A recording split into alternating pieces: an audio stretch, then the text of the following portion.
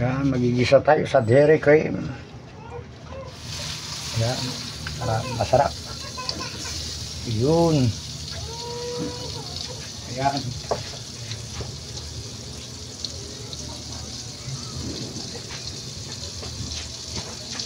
Okay. Ayan, ano na yung aking bawang.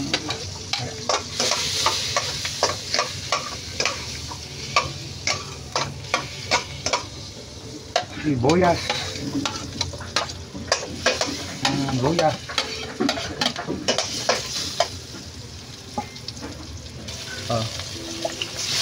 Matis.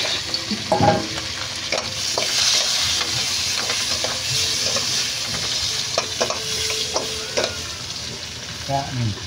Tapos takpan natin. Yan. Ayan po ang ating drug na ang kamatis. Ayan.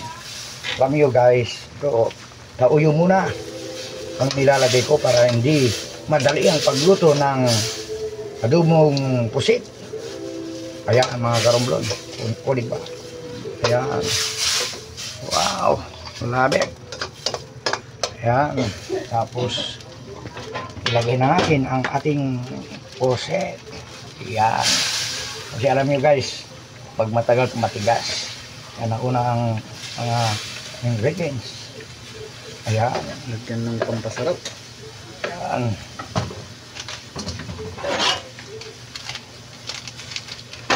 Ayan. Ayan. Guys, kiwar. Ayan, lagyan natin ng 2 minutes, luto na. magic syrup. Ayan. Ayan. Takpan ba natin mga karomblon para pakuluin.